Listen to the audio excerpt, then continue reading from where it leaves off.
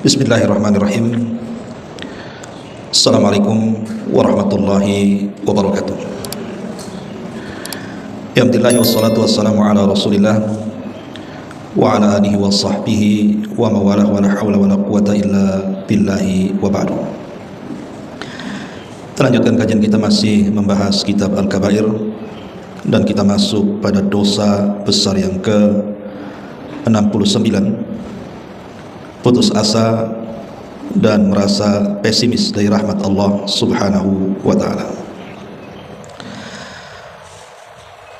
Kita baca dulu kitabnya baru kita jelaskan. Allah subhanahu wa ta'ala berfirman, innahu la yai'asu min rauhillahi illal qaumul kafirun.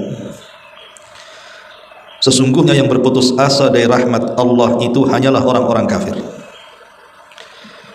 Dan Allah juga berfirman, wa huwa alladhi yunazzilul ghaitha min ba'di ma qanatu. Dan dialah yang menurunkan hujan setelah mereka berputus asa. Dan Allah juga berfirman, ya ibadiyalladzina asrafu ala anfusihim la taqnatu min rahmatillah. Katakanlah wahai hamba-hambaku yang melampaui batas terhadap diri-diri mereka, janganlah kalian berputus asa dari rahmat Allah subhanahu wa ta'ala. Dan Nabi SAW bersabda, la yamutanna ahadukum illa wa huwa husnudhan billahi azza wa jalla. Janganlah salah seorang di antara kalian meninggal kecuali dalam keadaan berbaik sangka kepada Allah subhanahu wa ta'ala. Ma'asyiral muslimat yang dimuliakan Allah subhanahu wa ta'ala,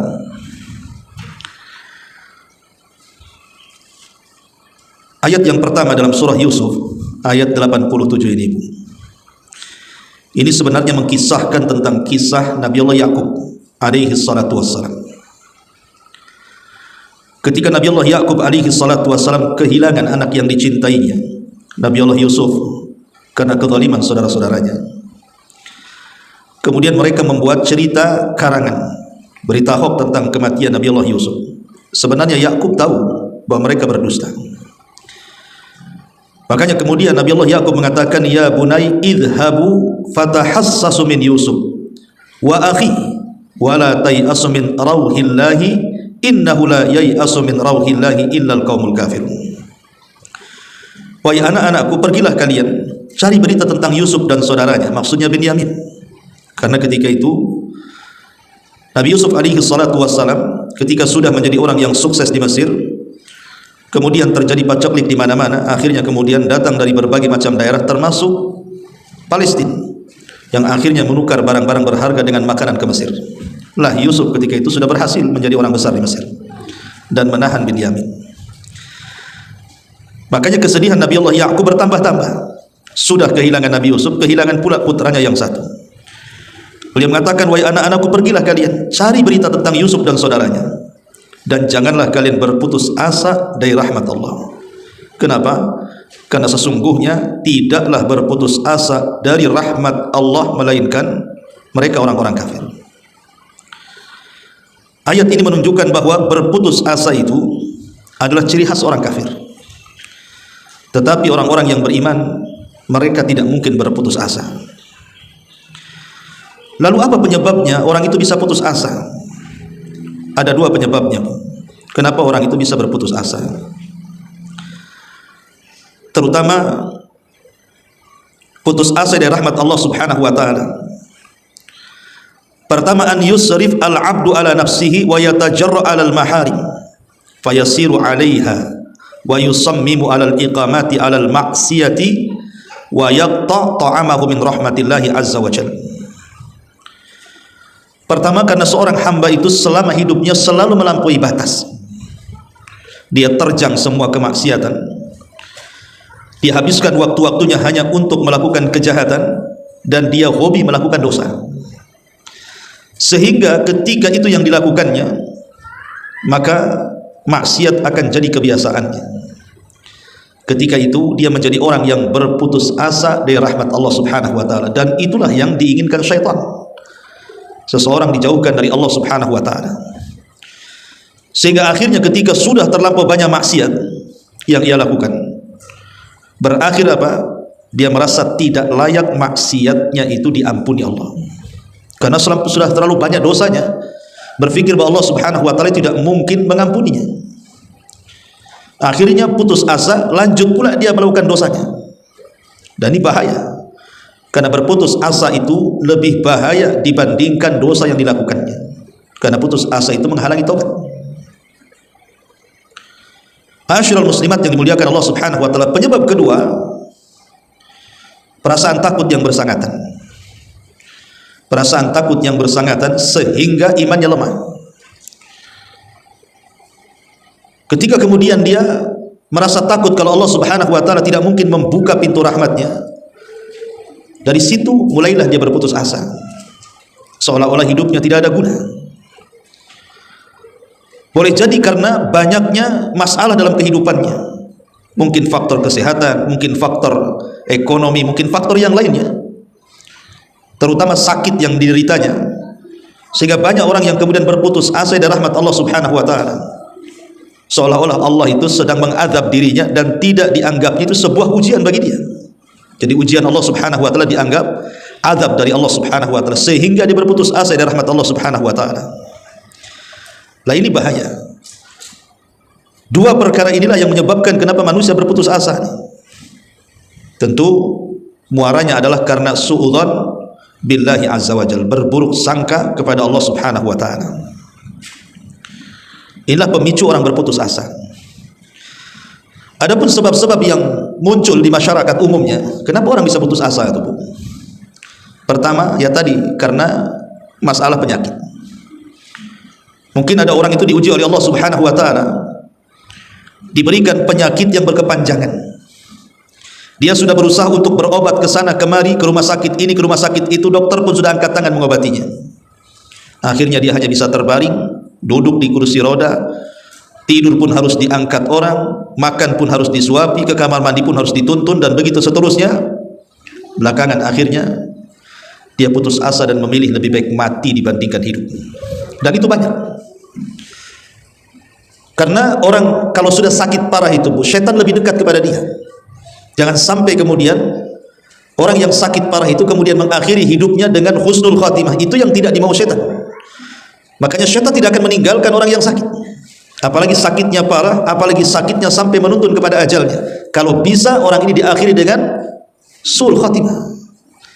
Diwaswasilah kemudian oleh setan bahwa orang seperti kamu ini sudah tidak berguna, merepotkan orang. Tidak kau lihat kasihan orang-orang yang hari-hari menunggumu, mengobati kamu, dengan sabarnya mereka, akhirnya gara-gara kamu mereka direpotkan semuanya. Nah, mulailah setan membisikkan itu seperti itu. Kemudian dibayangkan macam mana kalau mulai ditinggalkan satu persatu kawan-kawannya, orang tercintanya, anak-anaknya, nggak mau membiayai lagi, mengobati lagi, macam-macam tuh setan itu akan masuk tuh. Sampai betul-betul orang ini putus asa, akhirnya lebih baik mengakhiri hidupnya atau lebih baik mati dibandingkan hidup. Putus asa. Dia tidak tahu bahwa di balik sakit itu ada nikmat, bisa menggugurkan dosa, bisa mengangkat derajat. Boleh jadi Allah Subhanahu wa taala tidak sembuhkan itu sebab kalau sembuh bisa saja dia maksiat, bisa saja dia jahat, bisa saja kemudian dia melakukan dosa yang pernah dulu dia lakukan. Banyak hikmahnya. Karena ada orang-orang yang Allah tidak sembuhkan itu karena kemaslahatan untuk dirinya sendiri. Wa asa an takrahu syai'an wa huwa khairul lakum. Terkadang apa yang kita anggap jelek itu baik pula di hadapan Allah. Ini yang pertama yang banyak di masyarakat. Gara-gara sakit orang itu putus asa.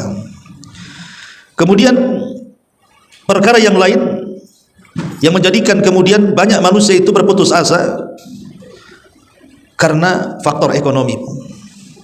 Faktor ekonomi, susah mencari ekonomi. Kerja sana nggak beres, kerja situ tak beres, dan dia tidak sabar. Ditambah-tambah kecintaan kepada dunia itu lebih dibandingkan kecintaan kepada akhirat. Angan-angannya tinggi, ingin kaya, ingin sukses, ingin itu, ingin ini gitu ya. Tapi tidak dibarengi dengan tawakal ia kepada Allah dan mengambil sebab. Dijauhinya pula akhirat, dikejarnya pula dunia, dunia yang dikejar pula tak dapat-dapat. Tetap aja dia miskin, tetap saja dia sewa, usir sana usir sini dan begitu seterusnya. Ini terkadang orang-orang seperti ini kalau lemah imannya, lemah jiwanya, tidak sabar, Ini bisa putus asa.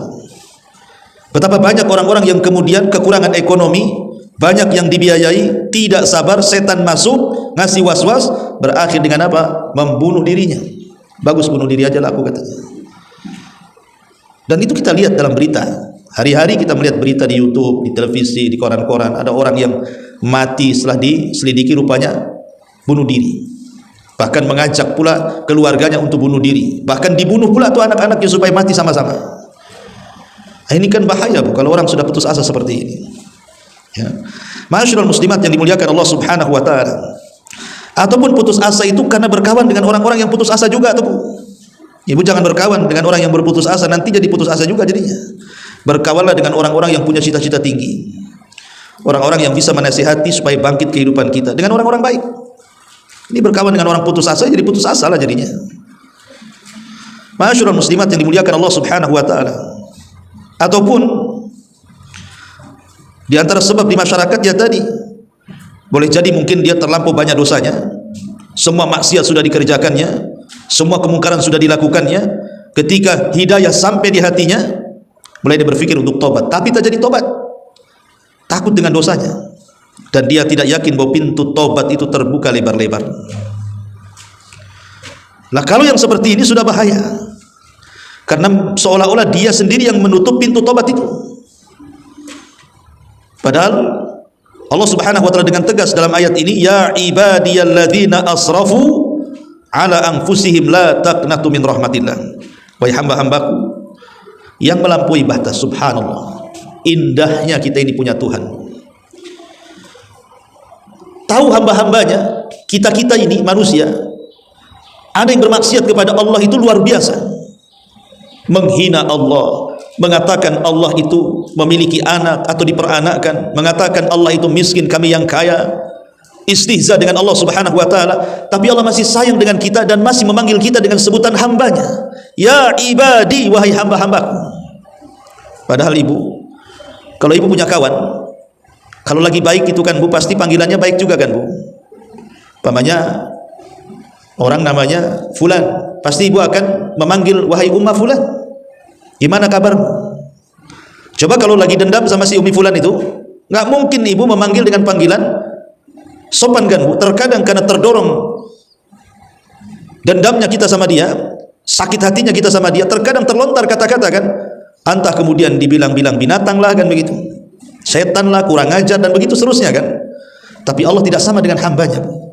Walaupun kita durhaka sedurhaka-durhakanya kepada Allah, ada yang menyekutukannya, tetap Allah memanggil kita dengan sebutan ya ibadi. Saking sayangnya, wahai hamba-hambaku, alladzina asrafu ala anfusihim, yang melampaui batas terhadap diri-diri mereka. Allah tidak menyebutkan dosanya.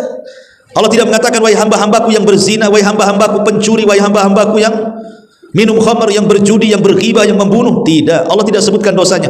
Allah hanya mengatakan wahai hamba-hambaku yang melampaui batas. Santun, lembut ucapan Allah kepada kita, supaya mengambil hati-hati kita agar terbuka bahwa rahmat Allah itu lebih luas dibandingkan kemurkaannya. La taqnatu min rahmatillah. Jangan sekali-kali putus asa dari rahmat Allah Subhanahu wa taala. Semua masalah di bumi ini Bu, semua ada solusinya. Semua permasalahan yang kita hadapi ini semua ada solusinya. Makanya besarkan harapan kita kepada Allah Subhanahu wa taala. Besarkan harapan kita. Jangan kecilkan harapan, besarkan harapan. Karena rahmat Allah Subhanahu wa taala itu teramat sangat luas kepada kita. Al-Imam Al-Bukhari meriwayatkan sebuah hadis, kelak pada hari kiamat ada hamba Allah Subhanahu wa taala yang ketika di dunia dia banyak melakukan dosa, tapi dosanya tidak sampai kesyirikan. Ya, dosa-dosa yang biasa dilakukan manusia. Dipanggillah orang ini di halayak orang ramai, kemudian diletakkan di sisi Allah Subhanahu wa taala, kemudian Allah memberikan tabir sehingga manusia sebanyak itu yang ada di padang mahsyar tidak bisa memandang dia. Allah tutupi dengan tabirnya. Mulailah kemudian dia diajak dialog oleh Allah dan mengatakan, ya fulan, ata'rifu dzamba kadza, ata'rifu dzamba kadza. Wahai fulan, kau masih ingat kau melakukan dosa ini itu dan begitu seterusnya? Maka hamba ini mengatakan, iya, aku masih ingat. Ketika kemudian Allah Subhanahu wa taala terus menyebut dosa-dosanya, dia menyangka dia akan binasa. Dia menyangka dia akan hancur dan tidak mungkin ada kesempatan masuk surga. Terlampau banyak dosa. Tiba-tiba Allah Subhanahu wa taala mengatakan, "Macam mana pendapatmu?" Maka dia mengatakan, "Celaka aku ya Rabb, pasti aku akan binasa." Kata Allah, "Lalu apa yang kau harapkan dari dosa-dosamu ini?" Maka orang ini mengatakan, "Tidak ada yang kuharapkan kecuali ampunan." Maka Allah Subhanahu wa taala mengatakan, "Ya fulan, laqad satartuka fid dunya wa aghfiru lakal yauma." Wahai fulan, ingat enggak kau ketika melakukan dosa di dunia itu? Aku tutup aibmu. Aku tutup aibmu, dan sekarang di akhirat ku ampuni pula dosa-dosamu. Lihat bagaimana Allah Subhanahu wa taala sayangnya dengan kita. Di dunia Allah tutup aib kita, di akhirat pula Allah ampuni pula dosa-dosa kita. Dan itulah sayangnya Allah kepada kita, menutup dosa kita. Kalau seandainya Allah bongkar aib saya, Allah bongkar aib ibu, dan Allah bongkar aib manusia, dan Allah letakkan setiap dosa itu bau, tentu tidak ada orang yang duduk di samping orang lain selamanya. Pasti habis. Jangan lagi cerita semua aib dibongkar, satu aib saja dibongkar. Satu aib dibongkar. Kita ini kadang-kadang sudah malu, sudah ngedon duluan kan, Bu? Contoh mamanya, ibu kalau depan suami ya baik gitu ya, muji suami. Kemudian ibu ngomonglah sama kawannya tentang keburukan suaminya. Padahal ibu sudah ngomong sama kawannya, "Jangan bilang-bilang ya, nanti suami saya dengar." Tahu-tahu entah dari mana berita itu sampai pula di telinga suami. Marah suami. Apa gak malu kan, Bu? "Oh, selama ini rupanya begini, begitu, begini, begitu. Tak ada uang belanja." Itu ya. Itu baru satu tuh. Macam mana kalau aib kita dengan tetangga, aib kita dengan kawan pengajian, aib kita dengan orang tua, dengan kerabat, dengan apalah kan begitu, dibongkar oleh Allah? Enggak mungkin orang itu mau hidup tuh, Bu. Pasti orang bisa mati berdiri tuh. Tapi Allah itu Rahim, Maha baik kepada kita. Rahmatnya maha luas kepada kita. Allah tutup aib kita. Terkadang ada dosa-dosa yang kita lakukan, orang tidak ada yang tahu kan? Lah, kenapa Allah Subhanahu wa taala tidak membongkar dosa-dosa kita? Allah masih memberikan kesempatan kepada kita untuk bertobat. Dan di akhirat Allah berikan kesempatan, Allah ampuni dosa-dosa kita. Sudah ditutup aibnya di dunia, dihapuskan pula dosa kita di akhirat di hadapan Allah. Itulah luasnya rahmat Allah Subhanahu wa taala. Ma'asyiral muslimat yang dimuliakan Allah Subhanahu wa taala. Ada orang yang putus asa karena sudah berdoa, meminta kesembuhan, meminta ekonomi, meminta keturunan, dan macam-macamnya lah dalam urusan dunia. Tidak kunjung dikabulkan oleh Allah Azza wa Jalla. Akhirnya dia pun putus asa. Padahal keinginan kita ketika berdoa kepada Allah Azza wa Jalla, kemudian Allah tidak lantas mengabulkan doa kita, itu ada hikmah besar yang kadang-kadang kita tidak tahu dan tergesa-gesa ingin dikabulkan setiap permintaan kita. Makanya kemudian diperlukan sabar di sini. Karena dengan tidak lantas dikabulkan setiap permintaan kita, kita sakit ingin sembuh tidak kunjung sembuh. Kita miskin ingin cukup tak juga cukup-cukup hidupnya. Kita ingin punya anak, terus usaha ke sana kemari tapi tak kunjung juga punya anak. Apa hikmahnya? Kenapa Allah tidak langsung mengijabah doa-doa kita? Supaya kita diajari dengan sifat sabar. Sifat sabar supaya kita dilatih agar kita menjadi orang penyabar. Dan sabar itu ibadah yang luar biasa, yang kalau dilakukan pahalanya tidak ada batas. Innama yuwaffas sabiruna ajrahum bighairi hisab. Sesungguhnya kami akan balas orang-orang yang mereka itu senantiasa bersabar dengan balasan tanpa batas. Jadi ambil hikmahnya. Kenapa Allah tidak cepat mengabulkan doa kita? Oh, mungkin kita ini disuruh sabar. Dan sabar itu ibadah yang luar biasa, itu ibadahnya para nabi. Atau kita berpikir bahwa semua ada hikmahnya, semua ada kebaikannya. Kenapa ya saya sudah berdoa terus kok tidak dikabul-kabulkan? Saya sudah usaha terus. Kata Ustaz disuruh begini, aku amalkan begini. Kata Ustaz disuruh mengamalkan itu, aku sudah aku amalkan itu. Duhanya sudah, tahajudnya sudah, puasanya sudah, sedekahnya sudah. Kok tidak kunjung-kunjung juga lah ini penyakit hilang? Kok aku ini hidupnya kayak gini-gini terus gitu ya? Ingat, semua ada hikmahnya. Ketika Allah mencegah, ketika Allah memberi, Itu semua ada hikmah, dan di balik hikmah itu pasti kebaikan. Karena Allah yang mengatakan, wa asa an takrahu syai'an wa huwa khairul lakum, wa asa an tuhibbu syai'an wa huwa syarrul lakum. Ma'asyiral muslimat yang dimuliakan Allah Subhanahu wa taala. Allah Subhanahu wa taala mengatakan, boleh jadi apa yang kita anggap baik itu atau yang kita anggap buruk itu rupanya baik pula bagi Allah. Dan apa yang kita anggap baik rupanya buruk pula lah bagi kita. Kemudian juga terkadang kehendak Allah kepada kita itu, Bu, itu lebih baik daripada kehendak kita untuk kita sendiri. Itu harus dipahami itu, Bu. Apa yang kita kehendaki belum tentu baik untuk kita, tapi apa yang Allah kehendaki untuk kita dipastikan baik.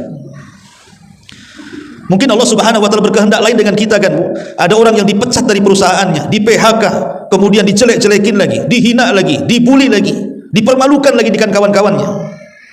Tapi dia sabar. Dia berpikir, boleh jadi Allah punya skenario lain untuk saya. Enggak usah dipedulikan. Enggak usah dipikirkan. Boleh jadi dengan keluarnya kita dari situ Allah sudah merencanakan sesuatu yang jauh lebih baik. Mungkin ini sudah kehendak Allah, dan kehendak Allah kepada kita jauh lebih baik dibanding kehendak kita sendiri kepada kita. Itu yang harus dipahami di sini, supaya jangan putus asa, gitu maksudnya. Ibu ada masalah dengan suami ini itu macam-macam. Sabar. Ini sudah takdir. Mungkin ada kebaikan di balik ini. Yang jelas kita terus berdoa, mencari sebab, sandarkan kepada Allah Azza wa Jalla. Jangan menyandarkan kepada sebab. Jangan menyandarkan kepada ikhtiar kita. Sandarkan semua kepada Allah. Percuma kita menyandarkan kepada ikhtiar kita, karena belum tentu ikhtiar kita berhasil. Tapi kalau Allah sudah menghendaki dengan takdir yang dituliskannya, pasti berhasil.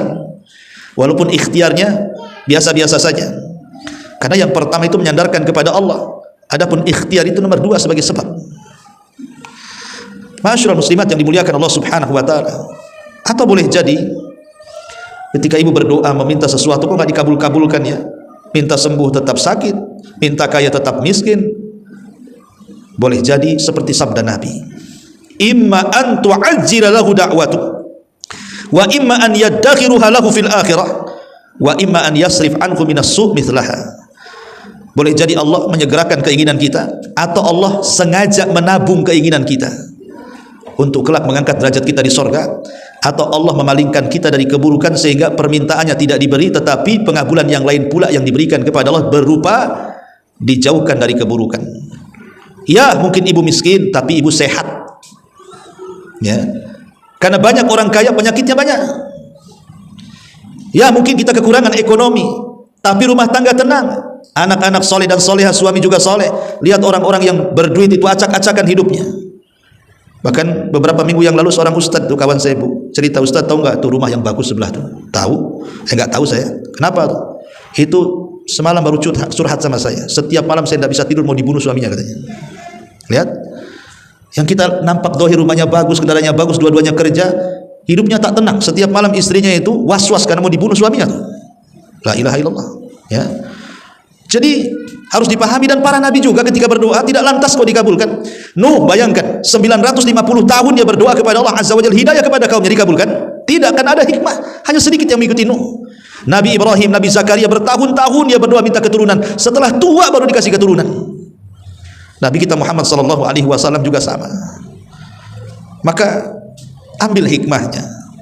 Boleh jadi sakit yang tidak disembuhkan itu supaya kita jangan maksiat, supaya kita jangan berbuat jahat, supaya kita tidak terjerumus kepada kemungkaran yang terulang, yang sebelum kita sakit kita biasa melakukannya. Intinya bahwa jangan putus asa. Teruslah menanamkan keikhlasan kita dalam doa. Kemudian bertakwalah kepada Allah, karena takwa itulah yang bisa menghilangkan semua masalah hidup kita. Wa man yattaqillah yaj'al lahu makhraja. Siapa yang bertakwa kepada Allah, maka Allah akan carikan setiap permasalahan jalan keluarnya. Dan jauhilah hal-hal yang bisa tercegahnya permintaan kita kepada Allah. Kenapa ya saya kok berdoa terus, ada usaha juga kok enggak juga dikabul-kabulkan? Boleh jadi mungkin kita ada penghalang-penghalang doa, masih makan yang haram, masih minum yang haram, masih kerja di tempat-tempat kerja haram, atau doanya isinya ada perbuatan dosa dan kemaksiatan. Coba terpikir ke situ. Jadi banyak hal perkara kenapa Allah Subhanahu wa taala tidak mengabulkan doa kita, tapi yang jelas bahwa jangan putus asa. Yakini bahwa di dalam ketidak dikabulkannya doa kita itu atau diakhirkannya pengabulan doa kita itu karena ada hikmah yang besar, dan itu sebuah kebaikan karena pilihan Allah itu pasti terbaik untuk kita. Belum tentu pilihan kita lebih baik daripada pilihan Allah Subhanahu wa taala. Ma'asyiral muslimat yang dimuliakan Allah Subhanahu wa taala. Lalu bagaimana caranya supaya kita ini bangkit dan mampu menghadapi keputusasaan? Satu, Bu, mantapkan keimanan kita kepada takdir. Ini penting. Mantapkan keimanan kita kepada takdir. Di mana Allah mengatakan ma asaba min musibatin fil ardi wala fi anfusikum illa fi kitabin min qabli an nabra'aha. Inna dzalika 'ala Allahi yasir likai la ta'saw 'ala ma fatakum wala tafrahu bima atakum wallahu yuhibbu kulla mukhtalin fakhur. Sebutkan dalam surah Al-Hadid ayat 22, Bu. Tidak ada satupun bencana yang menimpa di bumi, dan tidak pula bencana yang menimpa kepada kalian, melainkan telah tertulis dalam kitab Lauhil Mahfuz sebelum kami menciptakan musibah itu. Dan itu mudah bagi Allah. Apa hikmahnya? Hikmahnya apa? Supaya kamu jangan berduka cita terhadap apa yang luput dari kamu, dan supaya kamu jangan terlalu bergembira terhadap apa yang diberikannya kepadamu. Dan Allah tidak suka setiap orang yang sombong lagi membanggakan diri. Artinya, kalau kita ingin bangkit dari keterpurukan, yakin dengan takdir. Semua sudah ditakdirkan. Kaya ditakdirkan, miskin juga takdir. Sehat takdir, sakit takdir. Semua sudah ditakdirkan. Kalau itu keyakinannya, apapun kekayaan yang sampai kepada kita tidak kita membuat bahagia dan besar kepala. Ataupun kemiskinan yang melanda kita, kita tidak menjadikan ciut dan kecil hati. Karena semua sudah dicatat, mau diapakan? Ya, pasrahkan sajalah kepada Allah Subhanahu wa taala. Kemudian yang kedua, berbaik sangka kepada Allah, sebagaimana hadis yang dicantumkan mu'alif di sini, di mana Nabi SAW mengatakan di sini, la yamutanna ahadukum illa wa huwa husnudzan billah. Janganlah kalian mati kecuali kalian harus berbaik sangka kepada Allah. Baik sangka dengan Allah, jangan berburuk sangka. Jangan katakan kenapa sih aku aja yang sakit, kenapa tetangga sehat terus? Kenapa sih anak-anakku saja yang nakal, kenapa anak tetangga bagus? Kenapa sih usahaku yang gulung-gulung tikar, kenapa yang tetangga itu bentang-bentang terus? Umpamanya. Jangan, itu suudzon namanya. Jangan suudzon kepada Allah Subhanahu wa taala. Yadhunnuna billahi ghairal haqq dhannal jahiliyah. Mereka menyangka yang tidak-tidak terhadap Allah seperti prasangka jahiliyah. Tidak boleh. Semua ada hikmah kebaikannya. Yang ketiga, panjatkan doa terus. Jangan pernah bosan berdoa. Seberat apapun masalah, berdoa. Seberat apapun masalah, berdoa. Terus berdoa. Sampai pun kehilangan tali sendal, kata Rasul, berdoa minta kepada Allah diganti. Karena doa itu luar biasa. Yang kita tidak bisa terpikirkan bagaimana ijabah Allah kepada kita itu luar biasa dalam doa. Karena doa itu silahul mu'min, senjatanya orang yang beriman. Kemudian yang keempat, kuatkan tawakal. Sandarkan diri kepada Allah. Justru ketika sakit itu makin rajin ibadah. Ketika kita miskin itu kesempatan untuk ibadah. Hadir di majelis ta'lim. Kan itu banyak waktu, Bu. Sebab kalau seandainya sudah kaya, kerjanya banyak sana sini, tidak ada waktu sholat Tuhan, tidak ada waktu sholat malam, tidak ada waktu berzikir, baca Quran, hadir di majelis ta'lim. Ambil itu. Mumpung lagi susah, ini ada waktu. Makin dekat kepada Allah. Sandarkan diri kepada Allah. Dan yang kelima, memiliki tekad yang tinggi, cita-cita yang luas. Dan itu kita bisa melihat. Saya itu punya tetangga, Bu, di kampung, tapi dia terkena penyakit stroke, ya. Tapi dengan kegigihannya, Bu, dia tidak pernah putus asa. Dia obati sendiri. Dia tetap datang ke masjid. Stroke itu, Bu, karena masih bisa jalan. Setiap hari dia olahraga. Pokoknya dia ada keinginan untuk sembuh. Akhirnya Allah takdirkan sembuh, Bu. Karena memang tekad yang tinggi itu pasti akan menghasilkan kebaikan di dalamnya. Dan yang lebih penting juga yang keenam, sabar dan juga bersikap tenang. Jangan gerasa-gerusu. Ya, sabar. Pasti ada waktunya. Tidak mungkin Allah itu menciptakan kita ini dalam satu kondisi, mustahil. Wa tilkal ayyam nudawiluha bainan nas. Hari itu diputar-putar Allah, kadang senang, kadang tidak, kadang stres, kadang bahagia, kadang berkumpul, kadang berpisah, kadang sakit, kadang sehat. Itulah manusia, berputar-putar aja di situ tuh. Kadang usaha lancar, kadang usaha seret. Maka sabar dan tenang, bersikap tenang. Kemudian juga tumbuhkan sifat optimis. Enggak boleh pesimis, sudah boleh. Insya Allah tidak ada apa-apa. Insya Allah sembuh. Insya Allah berhasil. Insya Allah bisa. Pokoknya seperti itu. Tumbuhkan sifat-sifat seperti ini. Jangan ngeluh dulu, aduh kayaknya nggak mungkin sembuh, nggak mungkin berhasil, nggak mungkin ini, nggak mungkin terus, nanti nggak mungkin betul tuh kan. Nah, makanya jangan kemudian bersikap seperti itu. Cobalah optimis terus, tafaul dalam bahasa Arab itu. Kemudian untuk menenangkan sedikit kalau kita terkena musibah itu, coba pandanglah bu sejarah-sejarah para ulama, sejarah-sejarah para nabi, ambil ibrah dari mereka. Kalaupun Allah memberikan ujian kepada kita, toh juga para nabi juga diberikan ujian, para sahabat juga sama, bahkan mereka lebih berat dibandingkan kita, supaya kisah-kisah itu menjadi tentara-tentara Allah yang bisa menenangkan hati kita. Dan tentunya yang terakhir, bekali dengan takwa dan ibadah yang lebih rajin lagi. Boleh jadi itulah penyebab Allah subhanahu wa ta'ala akan memudahkan semua urusan kita. Ma'asyiral muslimat yang dimuliakan Allah subhanahu wa ta'ala, tentu namanya putus asa itu kan ada tingkatan-tingkatannya. Tetapi yang paling bahaya, ini yang paling bahaya nih, yang dimaksudkan pengarang dalam kitab Al-Kabair ini, dari dosa besar yang ke-69 itu, maksudnya yang paling bahaya dalam bab putus asa itu adalah ketika putus asa dari maghfiratillahi wa rahmatihi, dari ampunan dan rahmat Allah. Ini paling bahayanya putus asa. Orang kalau putus asa dari rahmat Allah, dari ampunan Allah, dia bersuudzon kepada Allah subhanahu wa ta'ala bahwa dosa-dosanya tidak akan diampuni karena terlalu banyak maksiat yang dilakukannya. Ini yang paling bahaya, karena putus asa yang seperti ini itu menghalangi taubat. Kalau sudah dia putus asa bahwa tidak mungkin diampuni, ini menghalangi taubat. Tetapi bu, ibu harus paham, jangan pula kemudian kita itu terlampau putus asa, dan juga jangan pula kebalikan dari putus asa. Apa itu bu? Aman dari makar Allah. Kenapa kamu jarang ibadah, gak pernah sholat, datang Ramadan tak mau puasa? Kan Allah itu penyayang. Lihat tuh, ada wanita Bani Israel pelacur, dia ngasih minum anjing masuk surga katanya. Aku kan gak pelacur katanya. Bayangkan, ada orang kayak gitu, ya. Aku orang baik-baik kan gitu. Bukan anjing yang aku kasih makan, tetangga aku kasih minum. Masa dia masuk surga saya tidak katanya. Ada orang yang merasa aman dari makar Allah tuh bu. Dia tidak sadar bahwa di sana juga ada hadis, ada perempuan gara-gara seekor kucing masuk neraka kan bu. Yang satu gara-gara seekor anjing masuk surga, yang satu pula gara-gara seekor kucing masuk neraka. Yang satu ngasih minum anjing masuk surga, yang satu nggak ngasih minum dan makan sampai mati kucingnya masuk neraka kan. Kenapa kemudian harus seimbang tuh?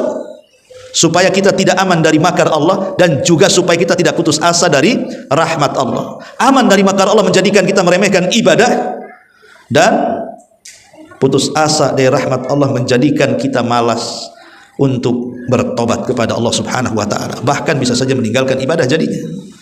Maka inilah diantara hal yang sangat bahaya, yang kalau bisa dihindarkan, kan ini putus asa dari dosa besar.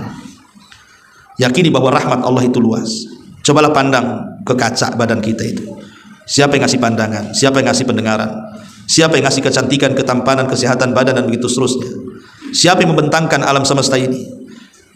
Siapa yang menjadikan bumi tidak bergerak sehingga kita bisa membangun rumah, tidak ada yang roboh? Kita bisa berjalan dengan seimbang. Kita punya kendaraan ke sana kemari. Kita bisa makan, kita bisa minum, kita bisa berdandan, macam-macam. Itu kan semua nikmat dari Allah itu. Allah sayang, menunjukkan Allah sayang kepada kita. Jadi ketahuilah bahwa sayangnya Allah itulah rahmat dari Allah subhanahu wa ta'ala. Makanya hindari keputusasaan itu, serahkan semua kepada Allah subhanahu wa ta'ala, bahwa dibalik apapun musibah yang kita derita itu pasti ada kebaikan, karena itu adalah pilihan Allah kepada kita. Itu lebih baik dibandingkan pilihan kita kepada kita. Wallahu a'lam bishawab. Baik, sampai di sini mudah-mudahan ada manfaatnya. Sebelum saya tutup, silakan kalau ada yang bertanya.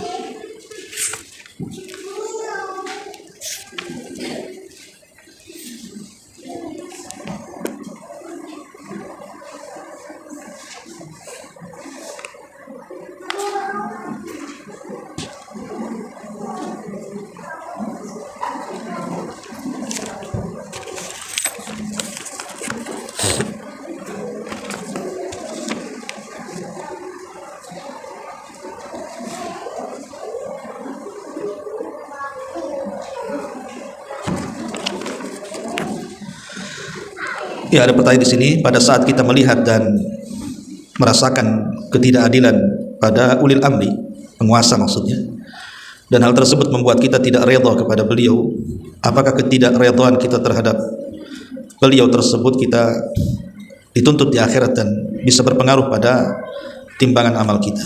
Iya, kewajiban kita mendoakan penguasa. Kewajiban kita mendoakan penguasa. Tidak boleh kita selama dia masih menjadi penguasa loh ya. Kecuali kalau sudah tidak berpenguasa lagi. Selama dia masih menjabat menjadi penguasa, maka akidah ahli sunnah berlaku hukum-hukum terhadap hak-hak kita kepada penguasa. Menghormati, menghargai, mendoakan kebaikan, tidak melakukan pemberontakan dan begitu seterusnya. Ya. Kalaupun kita ini tidak suka dengan penguasa kita, karena ada hal-hal yang mungkin dia lakukan, anggaplah kezaliman yang dia lakukan kepada kita, maka kita harus sabar. Karena Rasul yang mengatakan kepada orang-orang muhajirin, kepada orang-orang ansar, bahwa nanti akan ada penguasa yang datang kepada kalian mengambil hak kalian dan kalian tidak mengambil hak dia. Kata Rasul, sabarlah sampai kalian temui aku di telagaku. Sabarlah sampai kalian menemui aku di telagaku. Maka kewajiban kita, kalau bisa menasihati, nasihati, tapi bukan di mimbar-mimbar bebas, karena itu bukan akidah ahli sunnah. Tetap yang namanya kemungkaran kita harus benci kan. Bukan hanya penguasa saja, siapapun yang melakukan kemungkaran depan kita wajib kita benci. Dan wajib kita robah kemungkaran itu. Bisa dengan kekuasaan, tangan kekuasaan, tidak bisa dengan lisan, tidak bisa dengan doa. Lah apa yang bisa ibu lakukan kepada penguasa kita ini? Ibu tidak dekat dengan dia, ibu juga tidak punya kekuatan untuk merubahnya. Ya paling tinggi doakan. Doakan supaya penguasa kita dapat hidayah. Mereka juga manusia yang boleh juga tergelincir. Kita juga sama seperti itu. Makanya kalau seandainya masyarakat ini baik, insya Allah penguasanya baik loh. Tapi kalau masyarakatnya bejat, itu penguasanya bejat juga, karena kan pemimpin itu diambil dari masyarakat. Sebab kalau masyarakatnya ahli sholat, ahli zakat, ahli puasa, orang soleh, tidak mungkin juga mengangkat pemimpin yang tidak ibadah kan, bukan ahlinya. Karena pemimpin itu kan cerminan rakyat, Bu. Tapi apakah kemudian ketidakridhaan akan dituntut? Ya tidak ridhonya. Kenapa? Kalau tidak setuju dengan kemungkaran, ya hendaklah itu sebuah kebaikan. Memang kita tidak suka dengan sebuah kemungkaran kan, maka tidak ada berpengaruh. Ya justru itu yang harus kita lakukan. Kalau penguasa kita zalim, ya kita tidak suka. Tapi ketidaksukaan kita itu bukan berarti kemudian kita melakukan pemberontakan. Tidak. Tetap kita mendoakan doa yang baik, sebagaimana ucapan Abdullah ibn Mubarak dan Imam Ahmad, "Lau kana li da'watun mustajab la da'awtu haula." Kalau seandainya aku punya doa yang diijabah Allah, tentu aku akan doakan kebaikan kepada mereka, para penguasa itu, karena baiknya mereka juga baiknya kita.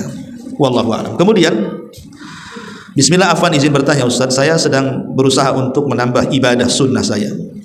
Tapi ketika saya sudah berniat, tapi ada saja halangannya. Apakah itu karena dosa-dosa saya Ustaz?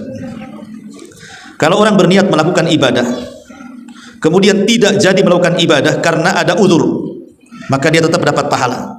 Ibu dapat pahala. Contoh, ibu ada niat dari rumah mau ngaji ke sini, ke Masjid Salahuddin di sini. Qadarullah pula suami pulang dari pekerjaan, entah sakit, entah minta diurut, tak apalah, pokoknya menjadikan ibu lebih mementingkan suami dan tidak datang ke sini, dan itu yang benar. Maka ibu sudah dicatat pahala. Pahala 1. Tapi kalau ibu bisa hadir, dapat pahala 2, melangkahkan kaki ke tempat pengajian, dapat ilmu juga. Ya. Tetapi kalau maksudnya terhalang itu bukan uzur-uzur, tiba-tiba datang malasnya, ya boleh juga itu karena gangguan setan kan, Bu. Udah ada niat kok jadi malas, itu harus dilawan setannya itu. Ya. Wallahu a'lam. Bismillah, afwan Ustaz. Bertanya, saya punya sahabat single parent, tinggal bersama ibunya yang juga janda. Berarti berdua sama ibunya. Beliau menumpangkan saudara laki-laki dari jalur neneknya di lantai 2 rumahnya. Bolehkah seperti itu Ustaz? Saudara dari nenek itu nggak mahram, Bu. Ya. Jadi kalau bukan mahram tidak boleh hidup satu rumah. Tapi kalau 2 rumah ya tidak apa-apa, umpamanya rumahnya 2 atas bawah, yang ibu dengan anaknya di bawah, yang itu di atas, dan tidak ada campuran, tidak ada ikhtilat, ya nggak ada masalah. Jangan itu ipar saja tidak boleh satu rumah, karena kata Rasul mengatakan alhamul maut, ipar itu kematian. Ya. Jadi kalau yang bukan mahramnya tidak boleh satu rumah. Wallahu a'lam. Ya, ini saya yang bisa sampaikan, mudah-mudahan ada manfaatnya. Subhanallah bihamdika, asyhadu an la ilaha illa anta, astaghfiruka wa atubu ilaik.